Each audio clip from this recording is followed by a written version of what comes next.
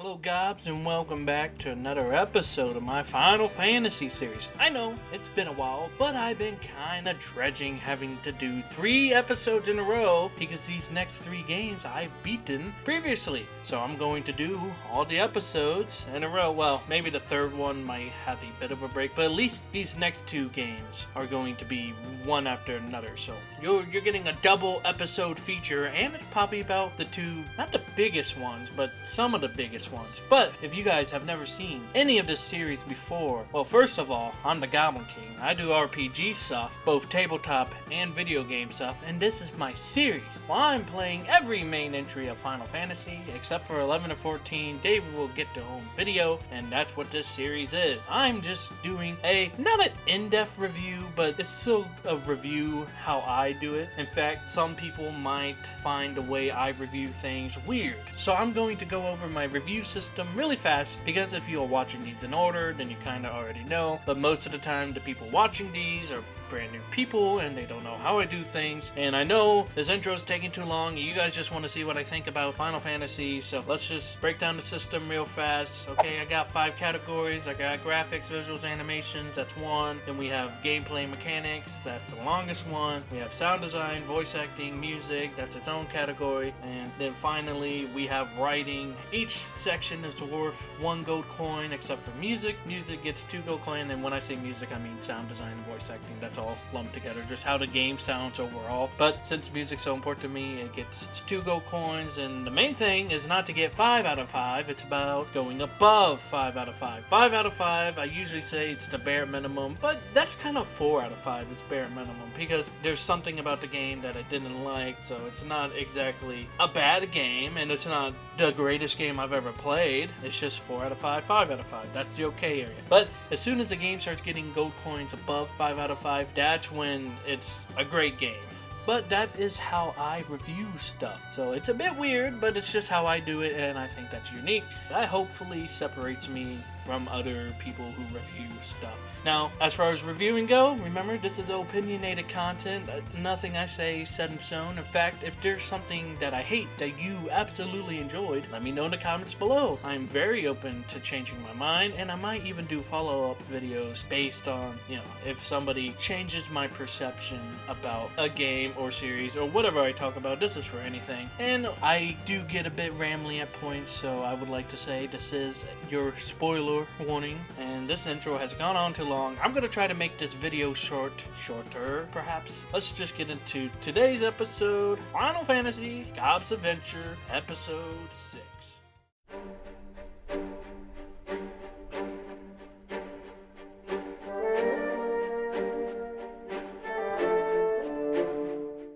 Of course, with it being episode 6, I am playing Final Fantasy VI, and as with the previous 5, I am playing the Pixel Remaster. Now, for my final thoughts, I'm going to go over the Pixel Remaster as a whole, but this is the final episode that's going to be about the Pixel Remaster. From here on out, it's either going to be a remaster or the OG, depending on what it is. So, this is the final Pixel Remaster episode, guys. I don't have anything special to say about it, but it's been a fun ride, for the most part. I mean, go watch my other episodes and you'll get my feelings as I have played through these games. So let's go ahead and just get talking about the background of Final Fantasy VI.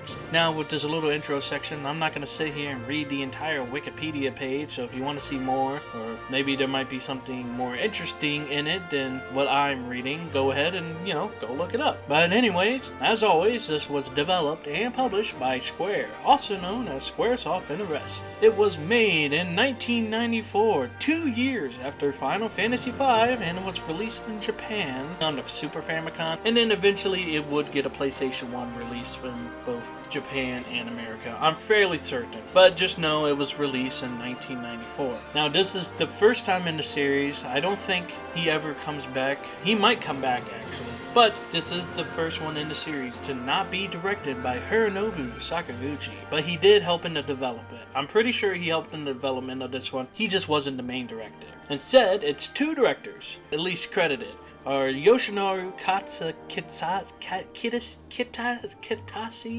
I think that's how it, forgive me for my pronunciation, and Haruyuki Ito. Of course, Nobuo Uematsu comes back to compose, and this would be a time that the Pixel Remaster takes Nobuo Uematsu's original composition and redoes it. But regardless, Final Fantasy VI is it's a fantasy adventure. I think it's sort of steampunkish. It's not entirely steampunk, but going off the Wikipedia again, it's like set somewhat in like what would be known as the Second Industrial Revolution. There's a lot of machine work, there's still some type of magic, whatever, it's Final Fantasy. You guys already know, you're not here to learn about the game, you want to know what I think about the game. So without further ado, after that long intro, I'm gonna try to speed it up. We're getting into our first section, graphics, visuals, and animations.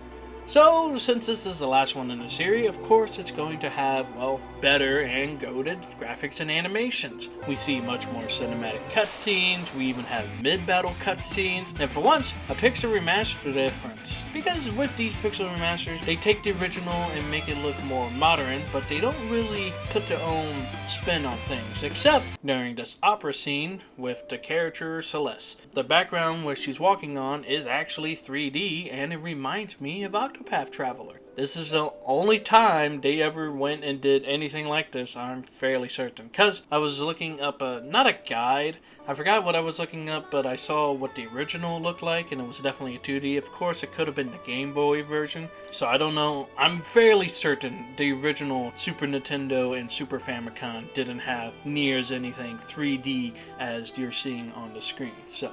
But moving on, it's just something unique for once in the Pixel Remaster, and it came in the last game. But of course, it's the most well-known game, so I don't really blame it. Speaking of that opera scene, we have actually more unique animations playing throughout the game, such as, in this opera scene, you can actually see the choir being fully animated. It's a bit off-putting compared to the actual sprites of the game, but it's still fairly cool to see these new type of animations. I think I said it in the last one, but I would have really loved to see just one more 2D game from Square Enix at this time. But we did get Final Fantasy VII, so what do I know? There's more sprite animations. They love to use this finger wagging emote that Edgar does, but so do a lot of other characters do. I like it. There's just more sprite animations compared to the older games. Once again, we have character portraits. I like them all except for Mog. Or is it Moog? Because it's Moogle. He's Mog to Moogle. One of the two. I don't really like it because it looks like he's receiving back shots and enjoying it immensely. Whenever you travel on Chocobo or Airship, the map goes in this cool but weird view. It's like a third person, but you're running across a 2D plane. I wasn't expecting it, and it was fairly cool, so it's new compared to the previous entries. But from all the obvious improvements and animation to the sprites themselves, because the sprites become more detailed and they're bigger compared to previous games, everything just looks a lot nicer overall. So the battle scenes, the map itself, the sprite designs, the details in the sprites, I could go on and on about how good the game looks, but I think just giving it a gold coin should pretty much sum up how I think the graphics are. Graphics, visuals, and animations gets a gold coin, and we are moving on.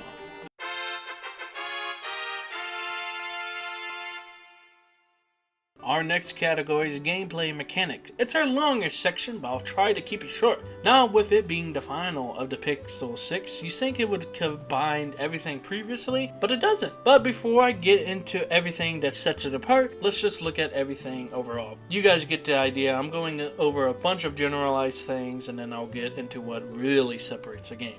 Firstly, it's active time battle once again. A bar fills up, the character acts, but now it's like 4, whereas in 5 previously, actions that you did usually happen immediately. Here we go back to, actions such as attack and items are used almost immediately, unless another character is acting on another enemy. But here, spells and certain abilities actually have a charge up, but it just depends on the spell, it just depends on the ability. But it's like 4, but since 4 had 5 characters, you kind of always had a bar filling up, and then 5 had a really fast bar fill, 4 bar slowly fills. Gives you more time to think about your next action, and of course you could always use haste, or you can actually go into the settings to actually speed up battles. We have the same conditions carrying over from previous games, but most notably, Banish doesn't remove character from battles anymore. It's just another insta-kill effect, and if a character is fleeing or wiped from from the battle, if everyone dies and you get a game over, that character comes back, or whatever characters did get flinged away. You play as those characters with all the rest of the members being knocked out. Also pretty interesting. Previously, if everyone in the battle got wiped, I'm fairly certain you got a game over. There are some annoying conditions. I mean, stop will always be annoying, but frozen is now an annoying one. And I'm pretty sure there's no way to unfreeze a person. And I don't think you can even prevent it. I don't think ribbon stops frozen, I think.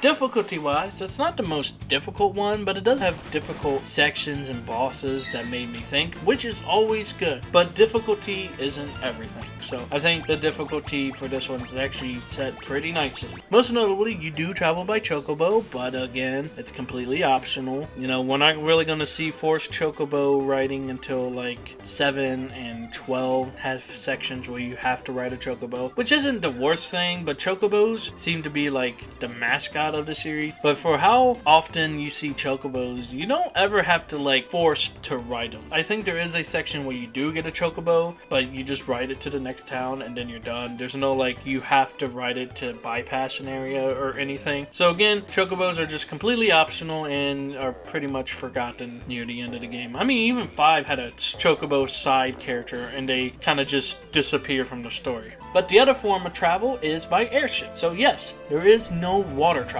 Now that's all the small points I had, okay? I'm sure there's a bunch of little other sections, but let's get into what really makes this game stand out, at least compared to the other Pixel Remaster games. Starting off, gameplay-wise, sure, you have your battles, but there are segments where you do stuff other than battle, well, kinda. Of course, battles are at its core, so you can't remove it from the game. But sections like where Locke has to sneak around this town and you have to steal various uniforms to get past certain people were nice. And, not to mention, I'm bringing it up once again, the entire opera section with Celeste was one of my favorite moments in the game. However, aside from this, we have puzzles back in dungeons, but nothing like FF5, which is fine because I really hate trial and error. I mean, there's some like trial and error sections, but Final Fantasy V really had a lot of trial and errors. If there's anything I'm going to complain about 5, it's those little trial and error sections. Next, we have the equipment. Sure, you have armors that have effects, that's nothing new, but we do have accessories. Well, that was also in previous Final Fantasy entries, but mostly in those ones it was just preventing status ailments. Here we still have the accessories that can still prevent status ailments, but each character gets 2 slots for accessories, which you might think, oh, so every character cannot just be affected by a status ailment. Well, that would be the case, except accessories here can also change how a character acts. For example, there's items that grant abilities that are presented in other games, such as the Knight class from Final Fantasy III and Final Fantasy V have the cover option, where if a character gets to critical health, that character in the Knight class will cover for that character. You can actually give them an accessory in Final Fantasy VI that lets them use that ability, which is called the Knight's Code. So, you know, it's not on the nose, it's not a reference, it's literally just the Knight's ability from previous games. And then we, of course, we have the Ninja's Dual Wield from Final Fantasy V. So these can be given to anyone to create some crazy effects like dual-wielded great swords and the likes, similar to Final Fantasy V. If you want to know more about that, go check out the Final Fantasy V video. There are also accessories that can change a specific person's ability, because similar to Final Fantasy IV, each person, each main character in the game that can join your party has a unique ability or abilities, but more on them after this section. These new commands are either an upgrade, such as Locke's Steel becomes Mug, or change it completely, like Realm's Sketch becomes Control, or Setzer's Slot becomes Gil Toss. I think there's a different name than Gil Toss for it, but it's basically just Gil Toss. Some of the best accessories while playing throughout this game were being able to dual cast spells, but that gets rid of your summon, but whatever, and one that lets a character attack up to 4 times. Now, if you take this and you mix it with the dual wield, that allows a character to attack up to 8 times in one battle. But of course, if you played the first 2 Final Fantasies, that's nothing new. We have already seen that. Just kidding, by the way.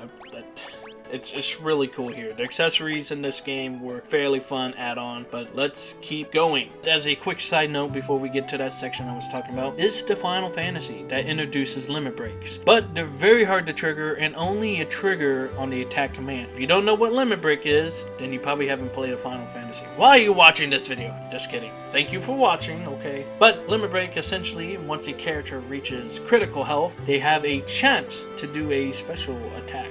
However, like I said previously, these are very hard to trigger, since most of the time you're either using a character's ability or a spell. And again, they only trigger when you specifically use the attack command. Even if you do manage to get them to use a limit break, you'll probably wouldn't even notice because they get a little title at the top of the screen and then they do a small animation. Of course, the only limit break I ever got throughout the game was Setzer's, and he just throws a bunch of cards. It just looks like his normal attack, except the cards are red, and that's literally his limit break. So I'm not sure if other characters have different ones, and I'm not even sure if I could show it on screen, but you can go talk to this guy and he tells you about limit breaks. So that was just a little side note, or I guess it's not really a side note if it took that long to get through. Let's just get moving into our big final sections. That's multiple sections. The last two were big changes compared to previous games. These are the biggest differences. Now then, as I said previously, each character has a unique ability or abilities. However, if you're watching these in order, or if you've seen my Final Fantasy IV video, go watch it. It's a pretty good one. I get a bit heated. You'll know I dislike the set character classes from that one. Well, to cut things short and not to get long-winded, essentially there are 15 permanent characters. Of course, they become permanent once you get to a certain part in the story, or at least a large number to select from when you get to various points in the stories. Unlike in Final Fantasy IV, where you're stuck with them, in most parts of Final Fantasy VI, you can pick whatever character you want, aside from some moments where you have to use certain characters. But even then, the characters are so unique and strong in their own right, I never ever felt bad having to use any of them like I did in Final Fantasy IV. I'm looking at you, Tella. Of course, what makes it different is, well, first of all, you have the accessories that changes up how they play, so you could get the dual wield, or you could change out their ability, or you could just buff up their stats a whole bunch, or you have espers, which I'll talk more on espers and how they influence characters later on. That's the final section. But the main point is, you can use your favorite characters the most, although this may hurt the ending where you have to make 3 teams of up to 4 members, but all the characters are unique and not annoying. That I personally liked using all of them, aside from Umaru. But let's go over every single character and their unique abilities just to give you an idea of what you can get to pick from. Man, that section was worded really weird. I can't talk. That's why I can't talk. But screw it, I'm not re-recording, you're just gonna have to soak it up. Let's get into these characters. We have the main protagonist. This is like the main character that you start with. Of course, all the other permanent characters are main characters as well, but this is like the first one, like I said, the first one that you start out with. And that is Terra. She's the Magitech pilot. She is the main character. She has trance, which lets her go into her Esper form. See, there's that word, Esper, okay? Like I said, I'll get into it. It'll make sense later. But her stats get buffed, and instead of an action bar, she has a bar that empties. So input those commands as fast as you can. We have Locke. He's a thief who can steal, and steal is always great. And Mug is even better because you can make him dual wield, which gives you 2 steal chances, because Mug is an attack with a steal, so if he attacks twice, you get to steal twice. Given a master class that lets him attack 4 times, he can steal up to 8 times, so he can give you a lot of good items at early game and late game. We have Celeste, who's an ex-Imperial captain who can use Runic. Until you input the next command, she'll absorb the next spell cast. Yes, including from your own team, and get MP back from that spell. It's situation, and I usually didn't like it since I was a big spellsman. We have Edgar from a kingdom that I forgot the name of. No, I can't remember off the top of my head. But he uses various tools from attacks to debuffs. We have Saban, who is the brother to Edgar. He uses Blitz, which is the most fun command, since when you select a move from his list, you have to input the correct command. He has some powerful moves, and is probably the most used character from what I've seen. Everyone loves using him. Blitz is so popular, it kept coming back in later games. We have Cyan, a samurai who uses Bushidos, which is similar to Blitz but without the inputs, and he has to charge up to use his abilities. I liked using him personally, but they say he's one of the weaker characters, but to me the Bushido was fairly strong anytime I did have him in the party, except for like one section or whatever. We have Gao,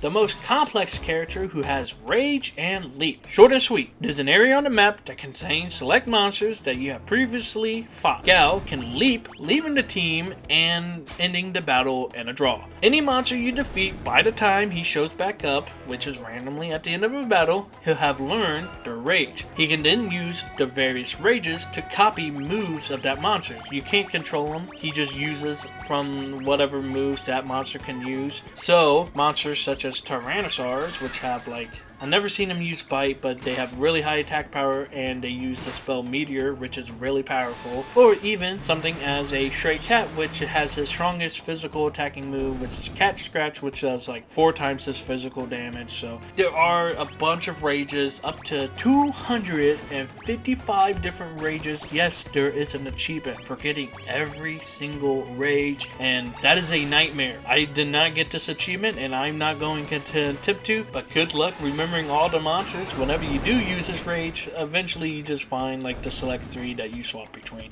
We have Setzer. He's a gambler who has the slot ability. Although the minigame doesn't matter, I'm fairly certain, where you just click the button for the random slots, but it causes a variety of random effects, anywhere from summoning a stampede of chocobos to an AoE non-elemental magic attack to summoning Bahamut himself. He has the rare chance of instantly killing any opponent, and I'm pretty sure that includes bosses, but I was never able to trigger it. We have Shrago. He's the blue mage of the game. If you don't know what that is, if he gets hit by a certain monster attack and lives by the end of the battle, so he can go down as long as you revive him before the end of the battle, he'll have learned said monster attacks. We have his granddaughter, Realm. She's an artist who can sketch a monster, which lets her use a random attack that the monster is able to use, which is kind of bad at times, because if a monster uses ice, it's probably strong against ice. So there's certain monsters in the game that you can sketch and have really good abilities. Again, it's kind of like Gao, where it just uses a random move once, so you have to keep sketching over and over.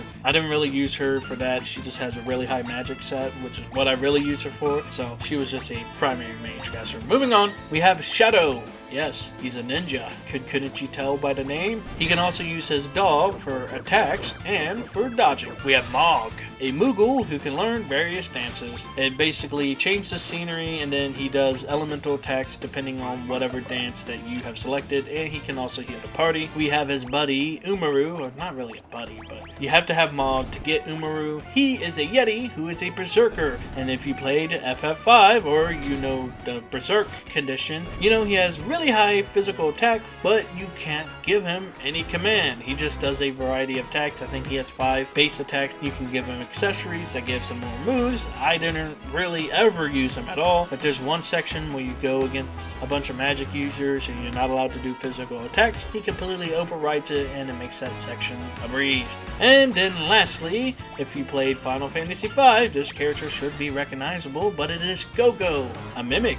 I didn't use them, but it's pretty easy to guess what a mimic does.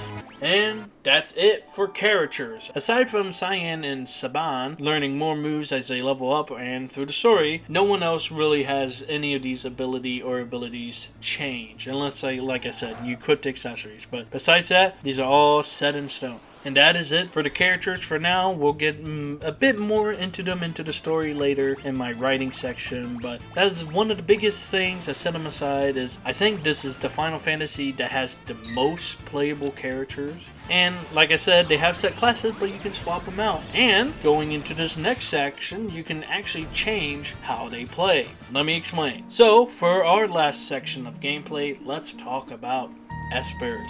Now, every Final Fantasy does summons differently, either by having a dedicated class known as Summoner, or having to find a summon and equip it. Here, Espers are their summons, so Ifrit, Shiva, Ramu, Bahamut, they are the Espers that I have been talking about. So, without getting too deep into the story, these Espers are beings of great power, that when they die, or if they decide to, they can transform their power into a shard known as Magicite. Throughout the game and through the story, or by doing other quests and events, you can collect these shards. You can then equip these shards on each character for a variety of effects. Firstly, after each battle, you'll earn ABP. These go into learning various spells that the Magicite equipped to said character offers, since every Magicite teaches different spells with some overlapping one.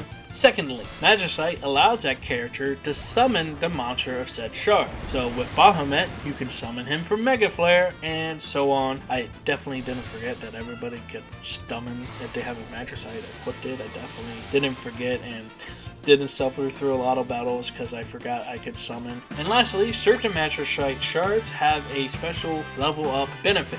So whenever the character levels up, whatever ability, so certain ones have like stamina plus 2, HP plus 30%, MP plus 30%, speed plus 2, magic plus 1. You start to get the idea. Whenever a character levels up, they get that benefit from the Magicite shard. So with this, you can make someone who has a low attack and HP, slap some Magicites, level them up, and boom, now they're a tank. And certain characters that I like, for me, that I put in the back line, such as Setzer, I kept him in the back line because his slot ability he doesn't really need to be in the front for his slot ability, but he has low magic. So what I did, I just slapped an Esper that leveled up magic and had him keep that Esper on him throughout the game. And then suddenly he had magic equal to the other spellcaster. So you start to get the idea. Not only can you change how a character would normally act, so you could make a warrior into a wizard. You could make a wizard into a warrior. Like I said, Realm has really high magic, but if you slapped a bunch of attacked Magicite on her, then she can level up her attacks and become a frontliner, which is so unique. So the whole point of this is comparing it to Final Fantasy IV. So in Final Fantasy IV, you can't change anything. You are locked into the classes and you're stuck with those characters no matter how much you hate them or how crappy they are. While in Final Fantasy VI, you can swap between them, or using Espers and accessories change how they completely work overall, which makes the gameplay incredibly fun. This game was probably, out of all of them, I want to say it's probably the most fun. I mean, Final Fantasy V had a fun system too. Final Fantasy V and VI for like gameplay and just how unique they play out are like equal to me. But Final Fantasy VI just gets a bit more. It's just a bit higher, I think, fun-wise. So I enjoyed the various different battles, and only one boss really peeved me off. But the final boss for this game, Kefka, if you didn't know, obviously Kefka's the final boss. Super amazing. That was such a fun final boss sequence compared to previous games. It was just really good. I wish the Pixel Remaster music was just a bit better, but I'll get into that in the music category. I really loved the gameplay. Like I said, it's opinionated. I really enjoyed the gameplay, so I love this so much. 2 gold coins.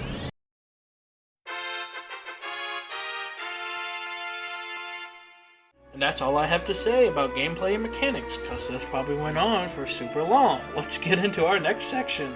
We have sound design, voice acting, and music. Once again, as always, nothing to note on sound design, which is a good thing. Although I do like when you revive people, I do like that sound effect. Now, surprisingly, there isn't voice acting. Who would have guessed, right, guys? Super Famicom, Super Nintendo. But this is the Pixel Remaster version, so they don't have voice acting, but they do have singing. Most notably, when you ride a chocobo, the song will have a robotic voice that spells out chocobo. And I would play it if I knew I wouldn't get a copyright from it, because, well, since it's lyrics, I'll try to talk over it, and maybe you guys can really pay attention to the background if I can even get a recording of it. I don't even know if I can even get the vocals, but if you guys are hearing it, this is me trying to talk over it so you can hear it and I don't get a copyright on this video. And during Celeste's opera scene, bringing it up again, but this is the final time because I really love this scene, there's actually opera singing. Not just from Celeste, but from this male character and this male character, and I've probably played the entire opera scene by now. Hopefully I did, because I really like it. That little mini game where you have to remember the lyrics, or at least the first line of the lyrics or something. You have to select the lyrics. It's really good. It caught me off guard. I was actually like emotionally moved whenever I heard it, because I wasn't expecting singing, first of all. And then it's so good. I went and tried to find it, but you can't find the Pixel Remaster OST, at least legally. Square Enix has never uploaded it themselves. And in the music player, you can't find the vocal versions of those songs. So it's really just a bummer. I really hate it, but I'm not going to knock the game for it, because I did find some vocal selections. But just know, I really love this opera scene. This was a great scene for me. And then of course you have Dancing Mad, which is also a chorus as you climb the tower or whatever you're fighting here in the final boss scene. There's chorus music playing in the background, which is always good. So overall, the music is very similar to Final Fantasy V, not in the way it sounds, but of course it's Nobuo Uematsu, so it's not, I don't want to say sound the same, but he has a style, I guess you could say. But I also found myself listening between his original version and the Pixel Remaster version. Throughout the game, I would switch on one, enjoy it, switch to the other one, enjoy it, and swap it back and forth, which is a really cool add-on. If you ever going to remaster a game and redo the music, let the players have the options to play the original music. That is always going to be a great add, which is one of the good things that the Pixel Remaster did. However, one thing that I dislike, or I'm not really sure I could say dislike, but the final section of Dancing Mad I think sounds way better in the original. But of course, I could have just not been paying attention too much, and it just sounded like doo-doo. But I might have to go listen to it again, so I won't say it sucks, but upon first hearing, it kind of sucked, but I think I just have to listen to it a couple more times because it takes 17 minutes to get through the song. But anyways, for music and sound design and voice acting, no voice acting, but for music and sound design, Nobuo is awesome. The people who composed the new songs for the Pixel Remasters, I never said this, always gave like all the credit to Nobuo. He did compose it, but there are like people, there is an actual orchestra that has played some of the songs, and those people are awesome as well. So everyone who's ever worked on the music for any of the Pixel Remasters are awesome. Not that they need some validation from a goblin, but I think it's all awesome. So 2 gold coins, and let's move on to our final section.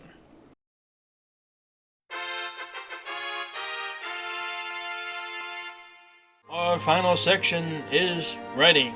Now, I could go over the entire story, but we'll be here far longer, and this video is probably already super long. So I'll just give a short synopsis. Boom. We're just gonna do a short little intro of the story. So the story starts out with you playing as a mind-controlled Terra working for the Imperial. You encounter an Esper, and this would take forever. Essentially, the Empire wants the power of the Espers, like I mentioned previously, and Espers are beings that were made from the warring gods.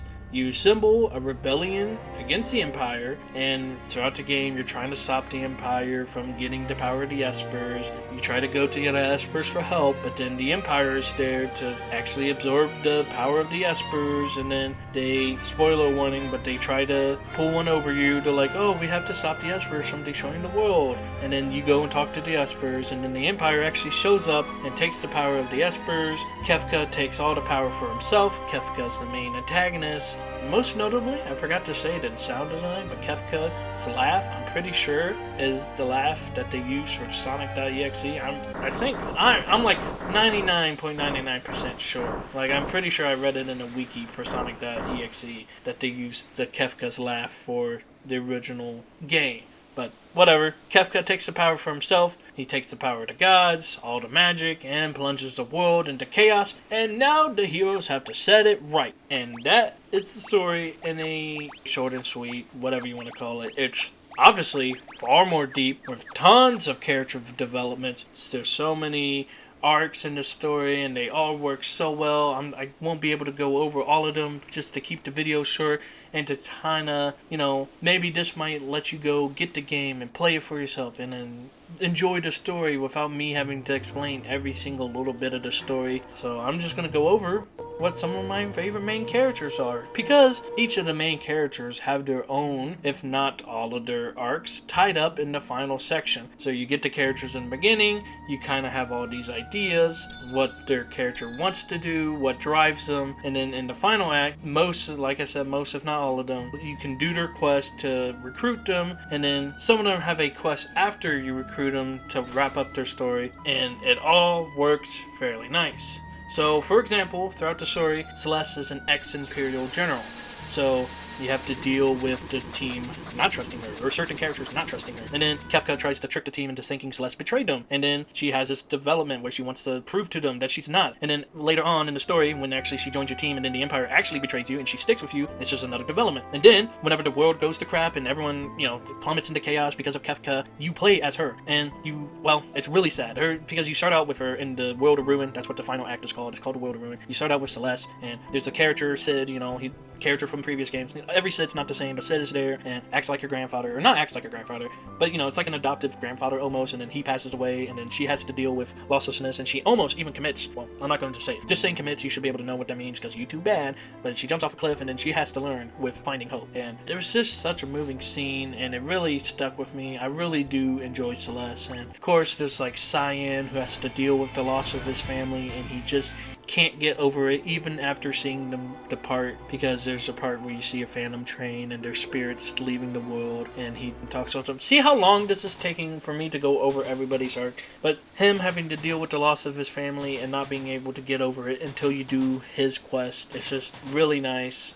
I mean, it's not nice for him, but the way the game closes up everybody's arcs and those final quests are really nice. So, and of course, Terra probably has the most in-depth one because she's a half Esper and she has to deal with human Esper relationships, and then she herself has to find the will to fight again after taking care of a bunch of kids, not wanting to leave the kids for themselves. And then even she has to deal with that she may die if they defeat Kefka, because since Kefka controls all the magic, you kill Kefka, you snuff out all the magic. Since Espers are basically beings of magic, it would possibly kill her. So she has to deal with that consequence, and even then she sticks with it. Well, obviously she's going to stick with it. I mean, the story can't go on without their main character, or one of their main characters, and they're just some of my favorite characters. Terra, Celeste, Locke, he has his own thing. Cyan, Edgar and Saban really don't get that much of a thing, but they do have a flashback in one of the places, so if you rest in certain areas, you actually get special cutscenes, and I really liked their cutscene. That was really nice. And there's just, like I said, there's just so much to the story here, and it's all really nice. However, I love everyone, including the side characters. There were no like Tellas or Edges here. It was so bad that I had a hard time swapping between who I actually wanted into my team, because I wanted to use them all equally. But I think I could easily give this rating 1 gold coin. I'm definitely leaning it to 2. However, due to taking breaks throughout the game and in between, I don't feel as attached, but this is a personal fault of mine. And again, this just shows the review is opinionated, okay? I'm not gonna like super glaze the story. The story was good, but it wasn't like crazy. Like, I may have gotten a bit into it, okay? I may have gotten a bit crazy there for that section. I'm not sure if I'll leave it all in because I might have just been rambling. But this is a personal fault of mine. Let me see if I can try to explain before I award the final coins. But I enjoy smaller casts of characters, since each character can be expanded upon more, or you can see them bond more. Like in Final Fantasy V, you have your 4 main characters, and you kind of swap out for one. Go see that video if you want to see what that is about. But in that story, you learn about the backstories of the characters, but you also get to watch them bond together as a party, which just makes one character leaving just so much more impactful.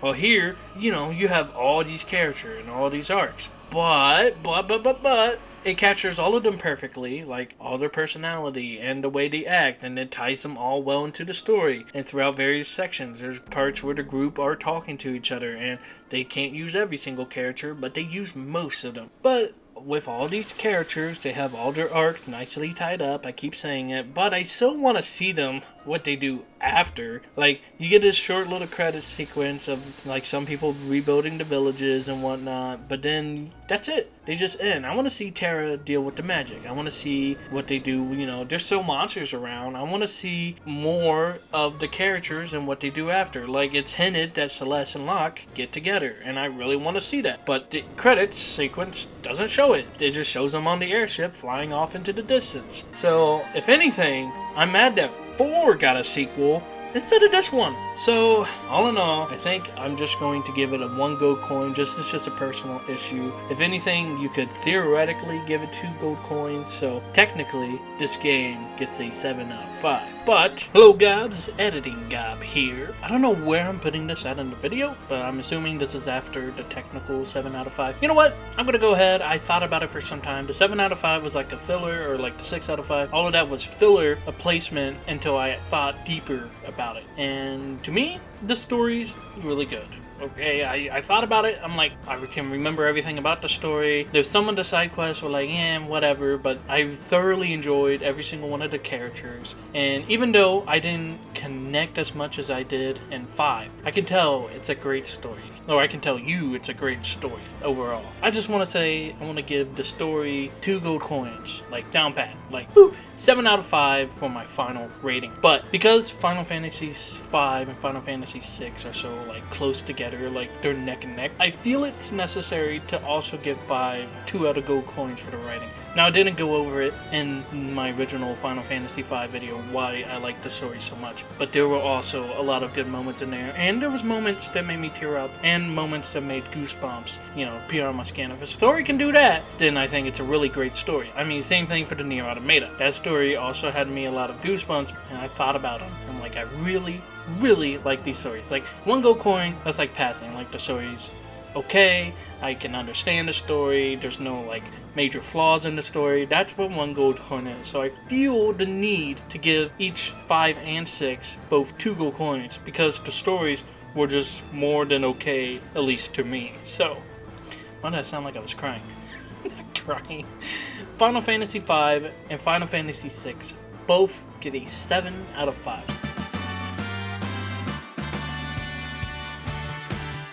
I'm upgrading it. If I can drop the earlier games down, then I can move these games up. Because I have a feeling 7's going to be even better. Okay, I'm just letting you know now. 7's going to be even better. 8 is a guilty pleasure, I guess you could say that. And then we'll see about 9 and 10. But I'm assuming that the series is going on until we get, like, past 11. So the next 4 games or so are all going to be extremely high ratings. I'm gonna hope so. So we'll see what happens when I get there. I just wanted this to be, well, a semi-quick editing note that Final Fantasy VI and Final Fantasy V final 7 out of 5 gold coins for each one of them. I think these games are the best out of the original, like, 2D. Okay, but 3's good. 1 and 2 and 4 are, like, iffy. I think 3 is slightly better, but I think 5 and 6 are, like, the peak. I would hope so, because they're at the end of the series, and I don't think 5 gets that much love because it was never originally released in America. Remember, 1, 4, and 6 were the 3 originals before everything got translated in port. 5 just got ported super late, so I don't think it got as much love as it deserved. So I can fully be confident in raising that to a 7 out of 5. Both the gameplay was extremely fun, the bosses were extremely hard, which was great, and yeah, that's it. That's my update, and I am done with the 2D ones. This is the last one. So Editing Gob's gonna let you get back to whatever or wherever I was. It was probably at the end anyway, but I'm out of here, so enjoy the rest of the video. Great game, go play it, not sponsored. I'm done talking about this game. That's it for my final thoughts. I think I explained everything I liked about the game and all of that. Nothing really made me mad, so that's why it's got a 7 out of 5. Now, before I conclude, I was going to say I was going to talk about the Pixel Remaster, but I think I already talked about them. But here's just a short little thing before I actually end the episode. This doesn't have to deal with Final Fantasy VI. This is just the Pixel Remaster of the games themselves. They are technically the best way to play these games, because you get the autosave, you get the auto battle, you get the quick save wherever you like. So if you're in the middle of a dungeon, nowhere near a save point, like I was, and you're tired and you just really don't want to play anymore, and you can just quick save and exit the game and go do something else. That is really good. Other games, like the GBA version, you can't do that on the Game Boy. You just gotta leave that sucker running and put it on a charger. But at the same time, the Pixel Remaster copies the original game. But I think the Pixel Remaster should copy the additional content that the other games have. Like Final Fantasy IV should have also included the After Years, rather than having to go and separately get the After Years game. It should have included both games in the Pixel Remaster, because it's a continuation of the story. Final Fantasy I should have had the Dawn of Souls in it. I don't know about Final Fantasy II, but Final Fantasy 3 and 5, I think, also have additional content added to them. And Final Fantasy 6, I think, also has additional content in the GBA version or the other versions. Essentially, even if the games, like the games I said, don't have additional content, there's just content that was added to these games that continue the games that weren't in the Pixel Remaster. And there was just other gameplay changes as well that I think were healthier for it. Like, I remember Final Fantasy I Dawn of Souls being way better on the GBA, and then this one, you know, it's not bad and it's short, but I really would have rather seen the GBA be Pixel Remaster rather than the original.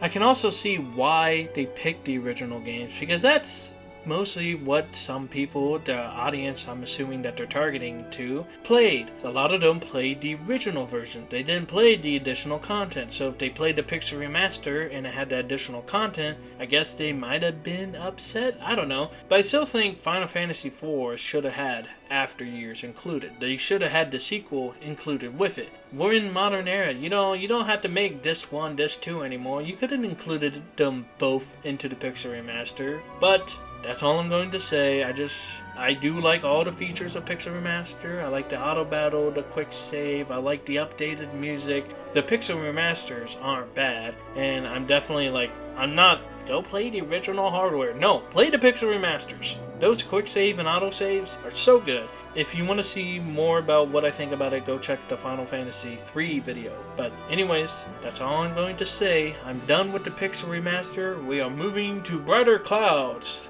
Technically, I want to say Final Fantasy VI spurs the golden age. Like, a lot of people like 4. I disliked 4. And then 1, 2, 3, and they were okay. I loved 5, but not a lot of people played 5. But a lot of people played 6. A lot of people played 7. A lot of people played 9 and 10. And those 4 games seem to be some of everybody's favorites. I'm not talking about you, 14. Naughty. You're naughty. You'll get your own video. But this outro's taking forever, so you probably already skipped this, but if you haven't, thank you for watching. If you want to see more episodes, go ahead and subscribe. I didn't complete that thought, but these next ones coming up are like the golden age, so expect some good reviews for once, until we get past them.